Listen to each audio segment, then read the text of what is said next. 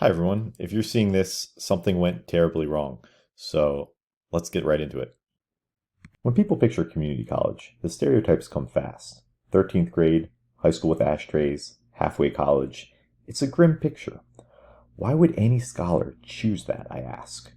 For folklorists, I argue, the better question is why would we not? Community colleges are built to reject prestige. That's the point.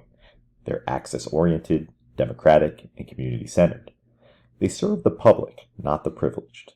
For a discipline that champions vernacular culture, there may be no better home. And yet, this is not merely an ideological fit, it's an institutional argument. If folklore is to remain sustainable in higher education, it must live where the public actually learns. Two-year colleges are the front lines of American higher education, teaching the broadest range of students, from immigrants and first-generation scholars to working adults and returning veterans. To argue for folklore's place here is to argue that the future of our field depends not on restoring prestige programs, but on embedding ourselves in the everyday institutions that embody our values. At research universities, we talk about the balance between research, teaching, and service in that order. At a community college, the order reverses to teaching, service, and research. Here, teaching isn't one of the jobs, it's the job, plus a few other duties that orbit around it. If research universities keep research on the mind, community colleges keep teaching on the lips. The faculty members are asked to teach more classes, to fret over it, to talk about it. Every meeting, every grant proposal, every hallway conversation turns eventually to pedagogy. While my own experience provides one vantage point, this emphasis on pedagogy is not unique. Across community colleges, teaching defines institutional identity and offers folklorists an opportunity to practice the discipline's core methods daily: observation, interpretation, and engagement with living tradition. For a folklorist, that's not a burden, it's a laboratory.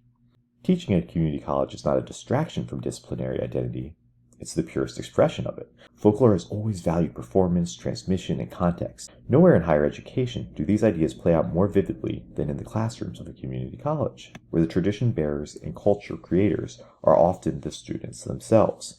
What happens in my own classroom is illustrative, though not exceptional. I teach Introduction to Folklore every semester. It's lower level by definition, sure, and the experience is endlessly rich. My students are not aspiring folklorists. They're there to fulfill a graduation requirement. But for them, this may be their one and only chance to study folklore formally, to see that what they live every day has intellectual worth. These students keep me sharp. They challenge my lazy assumptions. They ask again and again, why does this matter? And they deserve real answers. My modest goal is not to produce professional folklorists, but lifelong amateur ones, people who could recognize tradition, creativity, and performance in their homes, workplaces, and neighborhoods. This is where community college teaching becomes a model for the field at large. If folklore's future depends on public recognition and participation, then classrooms like these, diverse, pragmatic, locally rooted, are not peripheral. They are central to disciplinary survival. That may sound modest, but in a nation where millions pass through community colleges each year, the ripple effect is enormous. If even a fraction of those students graduate with an awareness of folklore's value, the field remains alive in public consciousness. This is how a small classroom becomes a national strategy, by turning pedagogy itself into public folklore. I suspect most community colleges cannot staff multiple sections of folklore, so folklorists become curricular shapeshifters. We teach composition, literature, diversity, first-year seminar, whatever keeps the department running. And that's fine because we're good at it. Folklorists can make culture appear anywhere. A unit on urban legends in a writing class becomes an exercise in critical thinking and evidence. A narrative analysis in literature turns into a primer on performance theory. A composition assignment on family stories becomes an ethnographic exercise in disguise. This versatility is not a survival tactic, it's a disciplinary strength. When folklore inhabits the general education core, it reaches the widest audience in higher education, the students who might never take a folklore course, but who carry its questions into everyday life. In this way, folklorists in community colleges act as stealth ambassadors for the field, ensuring that folklore's ideas circulate even in institutions without dedicated programs. That adaptability doesn't dilute folklore, it expands it. Folklore seeps into general education, humanities, and the social sciences, modeling the interdisciplinary spirit higher education talks about, but only sometimes achieves. Community college folklorists embody that integration every day, translating disciplinary methods into accessible pedagogy and demonstrating how folklorist tools can animate almost any curriculum. In this sense, folklorists aren't marginal figures. We're carriers of method. We remind students that culture isn't locked in the archives. It's in their apartments, their break rooms, their subway rides, and by doing so, we remind higher education itself that the humanities thrive when they return to the people they describe. People often assume community college faculty can't do research. The teaching load's too heavy, the resources are too thin. There's some truth to that, but not for folklorists. Our lab is the world around us. My students, mostly from right here in the Bronx, are insiders everywhere. Every neighborhood, every workplace, every subculture. They bring the field into the classroom. Each semester I learn from them new slang, new rituals, new local histories. Community colleges are the opposite of the ivory tower. There's no town-gown divide. Our students are the town, the gown, and everything in between. That collapse of distance makes community colleges an unparalleled site for what folklore has always done best: applied, reciprocal research, rooted in everyday life. In this setting, the boundary between teaching and fieldwork disappears. Each classroom becomes a micro-field site, and each student a potential collaborator. What results isn't research in spite of institutional constraints, it's research reimagined through them. And even without naming it folklore, our campuses already host folk programming, heritage fairs, student showcases, cultural performances. These are natural sites for fieldwork and exhibition, low cost, high impact, and already tied to public audiences. They show how folklore can thrive in institutions with limited funding but unlimited access to living culture.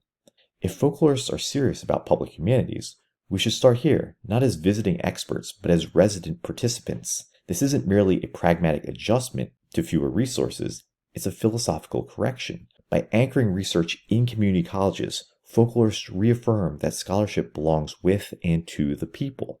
That's not a fallback, it's the model of a sustainable future for the field. Still, challenges persist. Community colleges, like folklore itself, occupy the margins of prestige. When budgets tighten, small or unfamiliar courses are often the first to vanish. Disciplinary visibility can fade fast. Sustainability, then, depends on integration. We may not always be able to offer a course titled Folklore, but we can weave folkloristic thinking into the curriculum that already exists. Composition, literature, cultural studies, communications. We can make folklore essential without making it separate. That integration is not retreat, it's reform. It reimagines folklore as a connective discipline, one that survives not by owning space in the catalog, but by permeating the institution itself. That integration is more than a survival strategy. It's a vision for the field's future. If folklore is to thrive institutionally, it must diversify its habitats. Graduate programs will continue to contract. Four-year colleges will compete for dwindling enrollments, but community colleges will endure. They represent the most stable and democratic infrastructure in American higher education, and their students mirror the very populations folklore has always sought to understand. They serve more students than any other sector of higher education, and they reach the students folklore claims to represent: working adults, migrants, first-generation college students, people balancing jobs, children, and dreams. If we want folklore to be truly public, this is where the public is. Community colleges don't just preserve access, they institutionalize it. By embedding ourselves here, folklorists align the fate of the field with the enduring mission of education itself: to study and serve and sustain the culture of everyday life. I began by asking whether community colleges are ideal for folklorists. The reverse may be true as well. Folklorists are ideal for community colleges. Our training to listen closely, to value vernacular expression, to translate between worlds, fits perfectly with the 2-year college mission. We embrace community, spurn elitism, celebrate diversity, and champion democracy. We are comfortable outside the limelight and find meaning in the ordinary. In this sense, the folklorist is not an anomaly in the community college, but its archetype: locally grounded, publicly engaged, and institutionally adaptable. The same habits that define fieldwork, attention, empathy, translation, are precisely the virtues higher education now calls high-impact teaching. In an era when higher education measures success in prestige, publications, and endowments, folklorists at community colleges remind the profession that relevance matters too. We teach not the future specialists of the field, but the cultural citizens of tomorrow. the people who will decide whether the humanities still deserves a place in public life. Our work reframes what academic success can mean, not producing the next generation of folklore PhDs, but cultivating the next generation of people who still believe the stories, traditions, and communities are worth studying at all. That is how the discipline survives, not through replication, but through renewal. As we assess the state of the field, let's not forget where folklore lives. In classrooms, like yours and mine, and in thousands like it across the country. Community colleges are where the humanities meet the public, where theory meets daily life, where access meets aspiration. They're not the consolation prize of higher education. They're its democratic heart. This is where folklore proves its worth, not by surviving in the shadow of the university, but by thriving in the daylight of the community.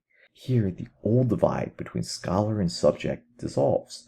The student becomes the informant, the classroom becomes the field, and the teaching becomes the discipline's most enduring form of public practice. If folklore is the study of the people, then the People's College is where we belong.